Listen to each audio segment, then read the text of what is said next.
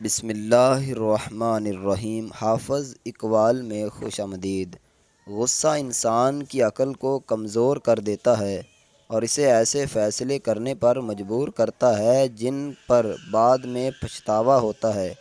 اس لیے غصہ کنٹرول کرنا بہت ضروری ہے۔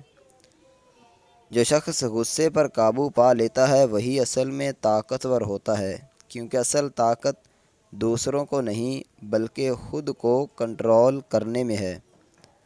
غصہ آنے پر خاموش رہنا سب سے بہترین حل ہے، کیونکہ خاموشی انسان کو غلط الفاظ اور فیصلوں سے بچا لیتی ہے۔ غصہ شیطان کی طرف سے ہوتا ہے، اس لیے جب غصہ آئے تو اللہ کو یاد کریں تاکہ دل کو سکون ملے۔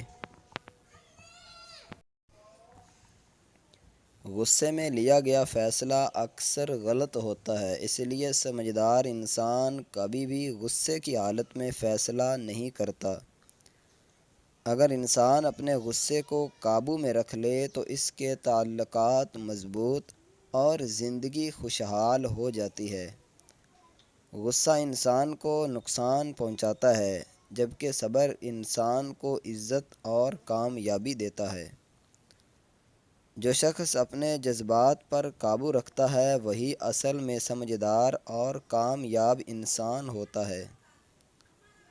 غصے کو کنٹرول کرنا ایک عادت ہے جو انسان مشق سے سیکھ سکتا ہے اور اپنی زندگی بہتر بنا سکتا ہے۔ دوستو، مجھے امید ہے کہ یہ اقوال، یہ باتیں آپ کو بہت ہی پسند آئی ہوں گی۔ اگر آپ کے ذہن میں کوئی بھی اس طرح کی بات ہے تو کمنٹ میں ضرور بتائیے گا۔ اپنا خیال رکھیے گا، چینل کو سبسکرائب ضرور کریں۔ السلام علیکم ورحمۃ اللہ۔